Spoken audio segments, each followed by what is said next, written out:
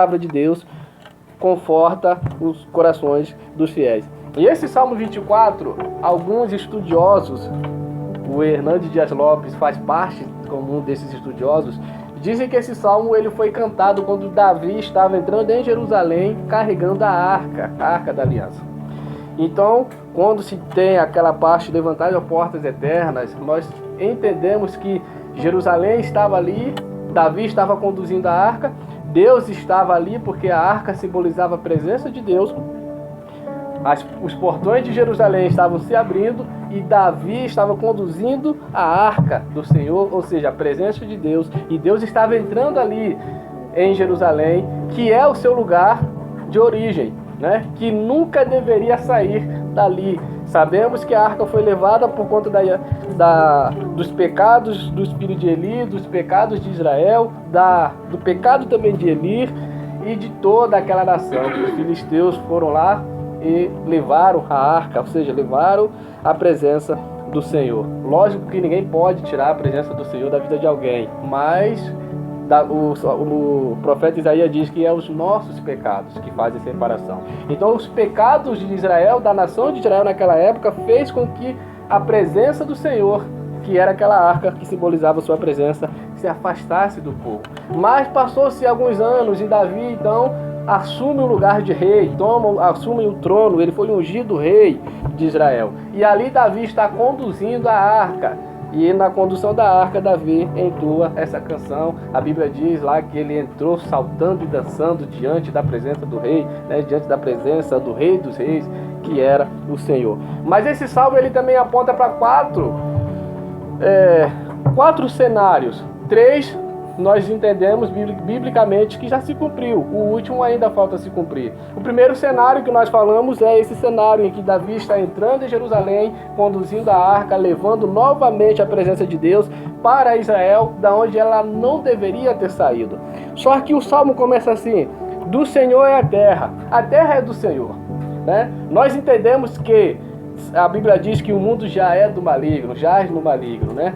Mas nós entendemos que quando a palavra de Deus fala que o mundo é do maligno, não é a criação, não é a natureza, não é os mares, não é o oceano, não é a minha pessoa, não é a pessoa dos irmãos. Nós entendemos que é o sistema caído, o sistema que governa esse mundo, né? Como diz lá nas cartas de João, que o anticristo governa esse mundo. Então nós entendemos que quando o mundo foi entregue nas mãos dele, é o sistema que ele governa, o sistema de pecado, que agrada a muitas pessoas, que muitas pessoas correm atrás desse sistema. Mas a palavra de Deus diz que o mundo é do Senhor, a terra é dele, foi ele quem criou.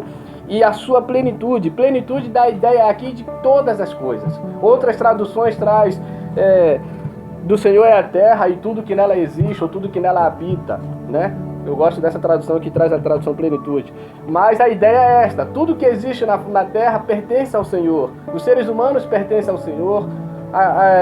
As criações que os homens criaram pertencem também ao Senhor. A casa que nós moramos, a roupa que nós vestimos, os filhos que nós temos, a família que nós possuímos, tudo pertence ao Senhor. O carro que nós andamos, tudo que tem nessa terra pertence ao Senhor, porque foi Ele quem criou. Aí talvez alguém possa dizer assim: mas quem criou o carro foi um ser humano, mas ele criou de matérias que já existiam, que Deus então criou essa matéria primeiro. Então tudo pertence ao Senhor. E aí ele vai dizendo mais: porque ele fundou sobre os mares e firmou sobre os rios. Dizem que a terra tem mais água do que terra, né? O mundo, o planeta Terra, ele é formado por mais água do que própria terras e rochas e montanhas. É o que a palavra de Deus fala, porque ele fundou sobre os mares e firmou sobre os rios. Aí agora a parte 3 entra uma parte muito importante para nós, interessante para nós.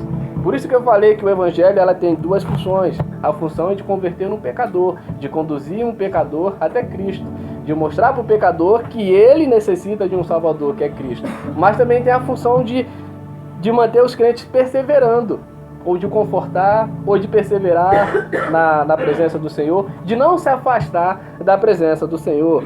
O verso 3 diz assim: quem subirá ao monte do Senhor? Aqui o salmista faz uma pergunta: quem subirá ao monte santo do Senhor? Dentre os seres humanos, quem tem essa capacidade de subir ao monte do Senhor e permanecer naquele lugar? E ele diz mais, e permanecer no seu santo lugar. O lugar é santo, não é? Lembram de Moisés, quando Moisés estava ali naquele monte, e ali ele viu uma sarça que ardia em fogo e não se queimava. O que Deus fala para Moisés? Moisés, tira as sandálias dos pés, porque o lugar onde você está é santo, né?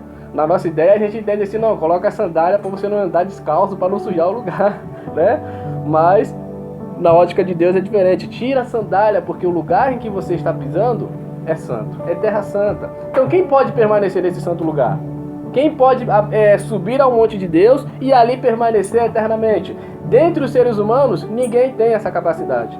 Nem eu, nem o pastor Carlos, nem o irmão Edinezé, nenhum de nós, nem o Papa, nenhum de nós seres humanos tem essa capacidade de permanecer nesse santo lugar. Mas tem um que tem essa capacidade. Tem um que tem essa capacidade, lá no livro de Apocalipse vem dizendo que ele, o cordeiro que foi morto, né? Ele é digno de abrir o livro e desatar os selos. Ele é digno de permanecer nesse santo lugar, nesse santo no monte do Senhor, e que é um santo lugar. Nós, porém, tanto, se confiarmos nele, no sacrifício que então ele realizou, poderemos um dia permanecer nesse santo lugar. Mas por causa dele, por causa dos méritos que ele depositou em nós. Nós vamos compreender isso um pouquinho mais lá na frente. Aí ele continua, o Salmos continua. Quem subirá ao monte do Senhor, ou quem estará no seu santo lugar? Aí ele diz, existe uma condição para que o ser humano possa subir no monte do Senhor. E ali ficar eternamente, ali permanecer para sempre. Morada celestial, a nova Jerusalém, né, o descanso celestial que Deus então tem prometido para o seu povo, tem prometido para Israel, tem prometido para a igreja. Mas há uma condição. Não é de qualquer maneira que se chega nesse lugar. Não é de qualquer maneira que permanece nesse santo lugar. E ele diz qual é a condição. Aquele que é limpo de mãos e puro de coração. Como será que está nossas mãos? E o nosso coração? Como será que anda nossas mãos? Davi, quando desejou construir o templo, Deus falou para Davi, você não vai construir. A sua ideia é boa, o desejo é bom, me agrada, porém eu não habito em templos feitos por mãos de homens, mas a ideia é boa, me agrada, mas você não vai construir o templo. Por que Davi não construiu? Porque as mãos dele, diz a palavra de Deus, eram manchadas de sangue. Não que ele estava errado, porque ele era um guerreiro, ele era soldado de Israel, ele era rei de Israel. Deus o capacitou para então vencer as guerras de Israel, porque a Bíblia diz que é Deus que peleja por Israel, e Davi pelejava por Israel através de Deus. Porém, as mãos de Davi eram manchadas de sangue. E nós? Será que nós temos mãos limpas para poder permanecer nesse santo lugar? E o pior ainda, além de mãos limpas, coração puro. O que é aqui um coração puro? Um coração que não disputa lugar entre Deus e outras coisas, né? O nosso coração é assim, o nosso coração é enganoso. Eu gosto muito de uma frase, que muitas pessoas não gostam, né, de João Calvino, mas eu gosto muito de uma frase de João Calvino que ele fala que o coração do homem é uma fábrica de ídolos. Ele fabrica ídolos, né? Tudo aquilo, irmãos, que nós temos como prioridade, que não seja Cristo, é um ídolo.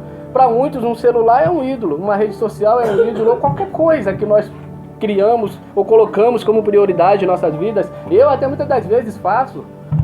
Você acaba se tornando um ídolo. Aquele que é puro de coração. A gente encontra isso lá no Sermão do Monte, né? Que só entra no céu, só entra na terra do descanso que o Senhor tem prometido, aquele que tem coração puro. Quem dentro dos seres humanos é assim? Quem dentro dos seres humanos se enquadra nessa característica? Nessas condições que o Senhor nos dá? Hoje eu posso estar com mãos limpas e coração puro, mas amanhã eu posso ter a mão suja e o coração inclinado para alguma coisa que desagrada ao Senhor. Todos os dias nós somos tentados a nos inclinar a coisas que desagradam ao Senhor. A nossa geração, né? A nossa época, a nossa era, ela trabalha para que isso aconteça todos os dias. Com que nós nos inclinemos todos os dias com coisas que desagradem ao Senhor. Porém, não há por que desanimarmos, né? Não há por que nos desapontarmos, porque se formos realmente depender de nós, Jesus falando para os seus discípulos, o ser humano é impossível salvar alguém, ou até mesmo se salvar. Ao ser humano é impossível por ele mesmo ter mãos limpas e coração puro. É impossível. Aí o que Jesus fala para os discípulos? Mas para Deus, nada é impossível. Aí ele continua. É aquele que é limpo de mãos puras, de mão puro e de coração, e que não entrega a sua alma à vaidade, nem jura enganosamente. Este receberá a bênção do Senhor e a justiça do Deus da sua salvação. Se você tem mãos limpas, se você tem um coração puro, se você não faz falso juramento, se você não se entrega à vaidade, e entregar a vaidade aqui não é você se vestir bem, ou cortar um cabelo, fazer um corte de cabelo, né? Tem muita gente que subentende vaidade dessa forma, colocar um anel no dedo, ou um relógio caro, né? Não, vaidoso, botou um relógio caro. Não é esse tipo de vaidade, né? Quando o Eclesiastes fala vaidade, vaidade, tudo é vaidade, vai algo mais profundo do que simplesmente usar uma camisa, né? Mas aquele que não se entrega à vaidade, aquele que não jura enganosamente, aquele que é de mãos limpas, aquele que é de coração puro, que não se entrega à idolatria, esse sim conseguirá subir ao monte do Senhor. Será que nós estamos assim? Será que eu e você temos mãos limpas e temos mãos puras? Coração puro, coração que não se inclina a idolatrias ou a ídolos? Eu posso dizer que sim. Não pelos nossos méritos, mas pelos méritos de Cristo Jesus. Porque Ele conquistou por nós. É lógico que não nos dá a capacidade, né, de sentarmos, cruzarmos os braços e agora eu não preciso fazer mais nada porque Cristo morreu por mim, Cristo me salvou. Aí Paulo vem dizendo lá em Romanos que não é assim que funciona. Não vamos continuar pecando para que a graça de Deus possa superabundar, porque na ideia do povo era assim. Aonde abundou o pecado, a graça superabundou. Então vamos pecar. Paulo vai dizendo, não é assim. Aquele que tem mãos limpas, aquele que foi alcançado pelo Evangelho, aquele que agora tem coração puro, ele não peca mais. Se pecar é por um acidente e logo o Espírito Santo o convence. E se não convencer imediato, pode esperar que em 9 meses ele te convence. Vocês lembram de Davi? 9 meses se passou, Natan veio e repreendeu Davi. Davi de imediato se arrependeu. Deixou aquele salmo belíssimo, Salmo 51. Pode ser que não seja hoje e amanhã, mas ela virá e vai te confrontar. Mas não é pelos nossos méritos e pela nossa força. Então nós podemos confiar. Temos mãos limpas, temos coração puro. Por quê? Porque Cristo conquistou por nós. Porque Cristo morreu por nós. Nós lemos o Salmo 22 para que nós possamos compreender o Salmo 24. E o Salmo 22 fala sobre isso. O Salmo 22 mostra um Cristo sofredor. Um Cristo que morre. Na ideia dos gregos ou na ideia dos seres humanos, Deus não morre. Deus não morre. Deus é algo superior. Deus é poderoso. Nós, quando assistimos desenhos, quando éramos crianças, né, assistíamos desenhos, Superman, Batman. Até o Batman que não tinha poder nenhum, mas a gente ficava maravilhado, né? Batman, Homem-Aranha. Na nossa cabeça esses heróis não morrem. Na cabeça dos gregos e na cabeça de qualquer ser humano, Deus não morre. Deus é Deus, não morre. Porém, o Salmo 22 mostra diferente. Mostra um Cristo sofredor. Mostra um Cristo que morre pelo seu povo. Mostra um Cristo que estava ali naquela cruz sofrendo em meu e em seu lugar. Para quê? Para que agora eu e você possa ter mãos limpas. Porque foi Ele quem lavou as nossas mãos. Não fomos nós mesmos. Né? A Bíblia diz que o sangue de Jesus, Ele nos purifica de todos os nossos pecados. Foi Ele quem nos lavou pelo seu sangue derramado na cruz. Foi Ele quem lavou nossas mãos, né? Aqui nós temos um cenário interessante, né? Nós temos ali Pilatos lavando as mãos, né? Mas Jesus também lava as mãos dos seus. Assim como Ele lavou os pés, né, dos seus discípulos. Pilatos lava as mãos porque Pilatos não queria compromisso. Eu deixo nas mãos de vocês. A morte dele recai sobre vocês. Mas Cristo é diferente. Cristo lava nossas mãos, purifica nossas mãos, purifica nossos pés, nos purifica por completo, limpa nossos corações, tira tudo aquilo que não é dele, que não agrada a ele, tira todo aquele desejo de idolatria que muitas das vezes nos cerca todos os dias. Ele tira, mas é só ele. Por isso que ele é digno de permanecer nesse santo lugar. Então, o Salmo 22, como nós falamos, mostra um Cristo que sofre, mostra um Deus que morre. Deus não morre, Deus não morre. Por isso que Paulo vai dizer que o Evangelho é loucura para aqueles que perecem, para os gregos, para os seres humanos, O Evangelho é loucura. Por quê? Deus não morre. Mas o Salmo 22 mostra um Cristo sofredor, mostra um Cristo que morre. Mas o Salmo 24 já mostra um Cristo glorioso, porque ele não permaneceu naquela sepultura, né? Nós sabemos que o nosso Senhor, o nosso Salvador, nós sabemos que aquele que purificou nossas mãos, que lavou nossas mãos com o seu sangue derramado naquela cruz, nós sabemos que aquele que purificou nosso coração, tirou toda a podridão de nossos corações e colocou o seu Santo Espírito, nos deu carne nova, nos tirou o coração de pedra, colocou um coração novo. Nós sabemos que ele ressuscitou no terceiro dia. E o Salmo 24 mostra isso. Primeiro, o Salmo 24 mostra a arca sendo conduzida novamente a Jerusalém. Logo depois, lá no Evangelho, o Salmo 24 mostra Jesus montado em um jumentinho, entrando em Jerusalém novamente. Ali nós tínhamos a arca. Agora nós temos o próprio Deus, na pessoa de Cristo Jesus, entrando em Jerusalém. No passado, era uma caixa de madeira, revestida de ouro. Os levitas carregavam nos ombros, né? E tocando suas trombetas, Davi cantando, salmodiando e dançando na presença de Deus naquela arca, entrando em Jerusalém. Aqui nos evangelhos a gente já tem um cenário diferente. O próprio Deus não precisa mais de uma caixa, não precisa mais de levitas carregar no ombro. O próprio Deus está entrando em Jerusalém, na sua terra santa, na terra que ele chamou, na terra que ele separou para ser o seu povo, povo santo, povo separado de todos os outros povos. Está ele ali, entrando em um jumentinho. E o povo cantando, Hosana, Hosana, bendito é o que vem em nome do Senhor. Hosana nas alturas, Hosana nas alturas. O nosso Deus, o nosso Rei, sendo conduzido na entrar em Jerusalém. Porém, uma semana depois, o que acontece? Ele morre. Deus não morre, mas o nosso Deus aqui, na pessoa de Cristo, morre. Uma semana depois que ele entra em Jerusalém e é aclamado como rei dos judeus, o que acontece com ele? Ele morre. Mas no terceiro dia, o que acontece? Ele ressuscita. Aí depois que ele é assunto aos céus, nós entendemos que esse salmo se cumpre novamente, porque os portões celestiais se abriram. Não ficou fechado. Os anjos não ficaram ali proibindo a entrada do Rei da Glória. Pelo contrário, nós entendemos por esses salmos que os anjos abriram os portões do céu se abriram novamente. Primeiro se abriu lá em Jerusalém, quando Davi conduzia a arca. Depois se abriu lá em Jerusalém, quando Jesus estava montado em um jumentinho, sendo conduzido a Jerusalém, aclamado como Rei dos Judeus.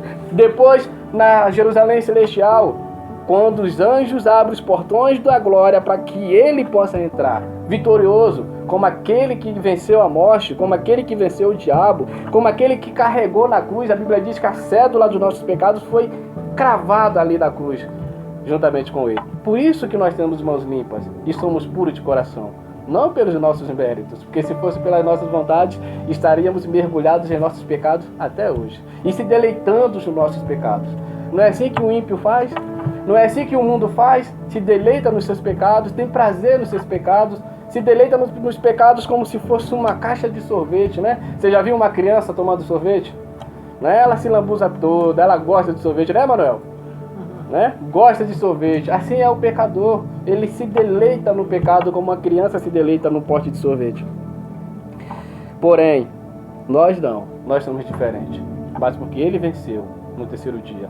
Aí agora, irmãos, nós entendemos que ele voltará novamente, né? Primeiro se cumpre o Salmo 24, lá quando Davi entra, conduzido a arca. Depois Jesus entrando em Jerusalém, montado em um jumentinho. Depois, quando ele é assunto aos céus, os portões do céu se abrem e ele entra como aquele que venceu a morte, como aquele que tem a chave do inferno em suas mãos, como aquele que reina sobre todas as coisas, como aquele que tem um nome que está acima de todos os nomes, como diz a palavra do Senhor, entrando glorioso, como aquele que diz Filipenses que se humilhou, porém Deus o exaltou e lhe deu um nome que está acima de todos os nomes, ao qual todo joelho se dobrará, toda língua confessará que ele é o Senhor. Porém, nós entendemos, de acordo com como diz Paulo aos Colossenses, que ele virá novamente. Ele prometeu que viria, né? Quando ali Jesus estava sendo assunto aos céus, lá em Atos capítulo 1, os discípulos e os demais que estavam ali vendo ele subindo, ninguém tinha visto uma pessoa voar, né? Pela primeira vez você viu um ser humano voando, tirando Elias, que foi levado no redemoinho, né? Porém está lá Jesus voando para o céu, E todo mundo atônito, olhando aquela cena, os discípulos, os demais que ali estavam com ele. Aparece 2 varões e falam: varões galileus, por que está olhando ele subindo? Da mesma forma que ele foi, ele virá. Ele prometeu que virá. E quando ele vier, irmãos, ele vai nos levar juntamente com ele. A promessa é de que a igreja vai com ele. A promessa é de que a noiva dele vai com ele. A promessa é de que cada um de nós iremos com ele. Nós podemos confiar que subiremos. Nós podemos confiar que um dia vamos permanecer nesse santo lugar que é o monte do Senhor. Por quê? Podemos confiar que permaneceremos lá. Primeiro, porque ele veio a esse mundo. Segundo, porque ele morreu em nosso lugar, assumindo a nossa culpa, carregando nossos pecados, com seu sangue nos purificando, nos lavando dos nossos pecados. Terceiro, porque ele ressuscitou, porque se ele não tivesse ressuscitado, todo o sacrifício teria sido em vão. Mas ele ressuscitou. E como diz Paulo, se ele ressuscitou, nós também ressuscitaremos com ele. E quando ele vier, irmãos, e a trombeta tocar, a palavra de Deus diz que a trombeta vai tocar, os que estiverem mortos ressuscitarão primeiro, serão transformados, e nós subiremos com o corpo de glória, juntamente com ele, seremos transformados, não teremos mais esse corpo corruptível, teremos um corpo incorruptível, e só assim poderemos permanecer no santo lugar que ele prometeu para nós. Aí nós entendemos que novamente esse salmo se cumpre. Aí diz assim: levantai, ó portas, as vossas cabeças, levantai, ó entradas eternas, e entrará o Rei da Glória. Só que aqui o Rei da Glória não entrará mais sozinho. O Rei da Glória vai entrar com cada um de nós. Olha só que cena deve ser gloriosa essa cena, né? Que maravilhoso deve ser esse santo dia.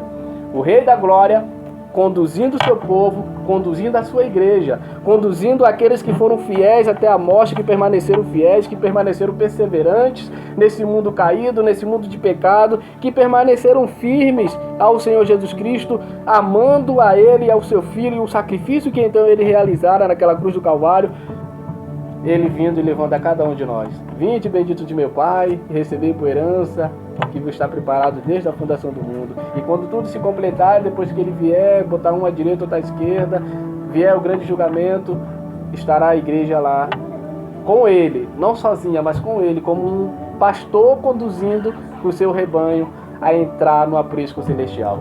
E os portões se abrindo. Abram-se os portais. Levantai as portas das vossas cabeças, levantai-vos as entradas eternas, e entrará o Rei da Glória. Quem é esse Rei da Glória? O Senhor. Só que aqui o Senhor não entrará mais sozinho. Vai entrar com o irmão Edinezé, com o irmão, com o pastor Carlos, com a irmã Valéria, com a irmã Ellen, com a irmã Raquel, com o irmão Nilson, com a irmã Nilza, com a irmã Andréia, Arlen, Mota, Alex e Emanuel, e os demais que creem no Senhor Jesus Cristo como Senhor e Salvador. Amém? Que Deus te abençoe, que Deus te guarde, permaneça firme. Ore ao Senhor todos os dias para que suas mãos sempre estejam limpas. Se ela se sujar por um segundo, clame ao Senhor para que Ele limpe novamente, para que Ele tire cada desejo de idolatria do seu coração. Só assim permaneceremos no santo lugar. Que o Senhor te abençoe, que o Senhor te guarde. O pastor quiser encerrar, pode falar alguma coisa, né? Então vamos orar. Irmã Nilza, ore ao Senhor, agradecendo a Deus por esse momento, por esse culto, por essa palavra, que o Senhor conforte nossos corações.